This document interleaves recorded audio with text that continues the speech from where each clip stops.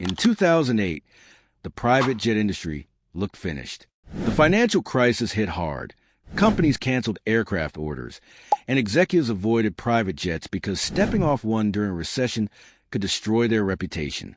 Politicians even criticized corporate leaders for flying private while requesting financial assistance. For a moment, it seemed like private aviation was headed for a long decline. But that didn't happen. The industry recovered and grew larger than ever.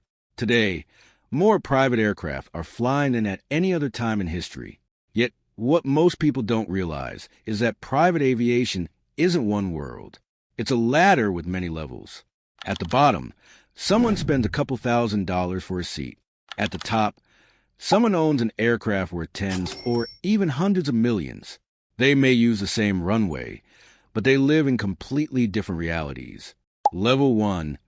Empty legs and semi-private flights. This is where most people get their first taste of private aviation.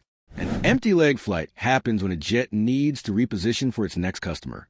Instead of flying with no passengers, operators sell the available seats at heavily discounted prices. A trip that normally costs tens of thousands of dollars can sometimes be booked for only a few thousand. Semi-private airlines offer a similar experience. Smaller terminals, fewer passengers, faster boarding, and more comfortable seating than traditional airlines. Prices usually range from a few hundred to a couple $1,000s. The appeal is obvious. No crowded terminals, shorter wait times, and a more exclusive experience. But there's a catch. You don't control the schedule. The aircraft is going where it needs to go, when it needs to go. You're simply taking advantage of unused capacity. It feels like private aviation, but the flexibility that makes private flying valuable isn't there yet. Level 2. Light jet charters. This is where true private aviation begins. Instead of adapting to the aircraft schedule, the aircraft adapts to yours. You choose when to leave, where to depart from, and where to land. Aircraft like the Citation CJ3, Phenom 300, and Honda Jet typically carry 6 to 8 passengers and are ideal for shorter regional trips. Charter rates often range between $4,000 and $8,000 per flight hour. A flight that may require an entire day of commercial travel can often be completed in just a few hours. The people using these aircraft aren't always billionaires.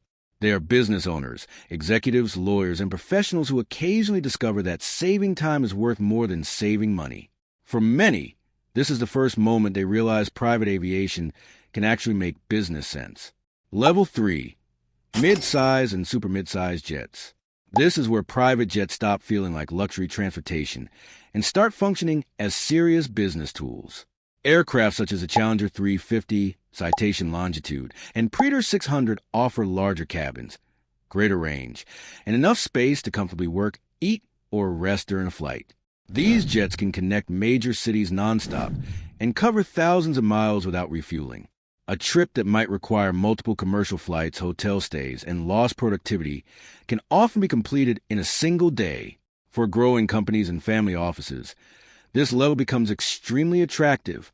Many people who move into this category aren't looking for luxury. They're trying to eliminate wasted time. Once they experience that efficiency, few want to go back.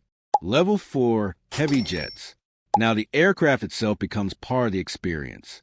Heavy jets provide larger cabins, longer range, dedicated flight attendants, full-service galleys, sleeping arrangements, and multiple seating areas. Aircraft in this category can comfortably transport 12 to 16 passengers across entire countries or oceans. At lower levels, private aviation is mostly about convenience. Here, comfort becomes equally important. Executives can hold meetings while flying. Families can travel together without the stress of crowded airports. Long journeys become productive and enjoyable instead of exhausting. For frequent travelers, ownership or fractional programs often start making financial sense around this point. Level 5. Ultra-long-range jets. This is where geography starts losing its meaning. Aircraft like the Gulfstream G700, Global 7500, and Falcon 8X can fly extraordinary distances without stopping. Cities separated by oceans and continents become direct flights. New York to Tokyo, London to Singapore, Routes that normally involve layovers and scheduling complications become simple point-to-point journeys. These aircraft typically cost around $75 million or more and offer cabins designed to rival luxury hotels. The people flying them often operate on global schedules. They may attend meetings on different continents within the same week and expect transportation to keep up. For them, the aircraft isn't a luxury purchase. It's a productivity machine that allows them to move across the world with minimal interruption. Level 6. VIP airliners. At this stage, the aircraft stops feeling like a jet and starts feeling like a private residence. Models such as Boeing business jets and Airbus corporate jets are based on commercial airliners, but redesigned for private use. Instead of hundreds of passengers, they carry only a small number of people surrounded by enormous amounts of space.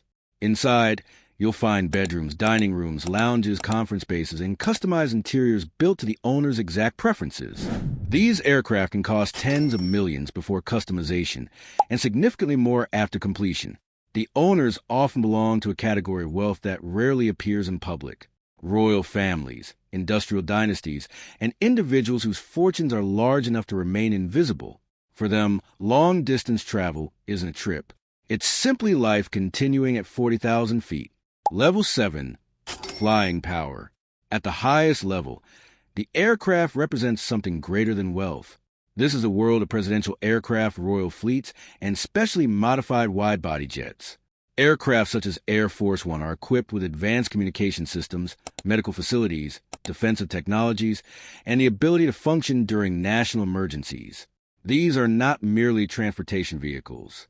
They are mobile command centers. Some royal aircraft feature interiors worth more than entire fleets of private jets.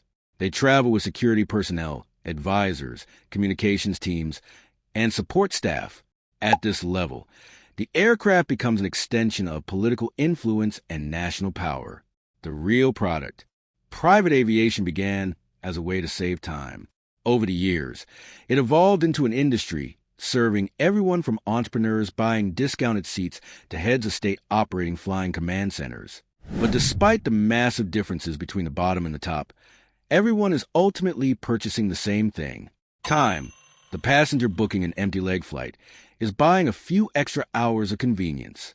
The owner of a custom airliner is buying complete control over their schedule. The aircraft itself is only a tool. What matters is the freedom it creates. Every industry sells products, services, or experiences. Private aviation sells something far more valuable: the ability to decide how your time is spent. And that's why the jet was never the real luxury. The real luxury was always the time it gave back.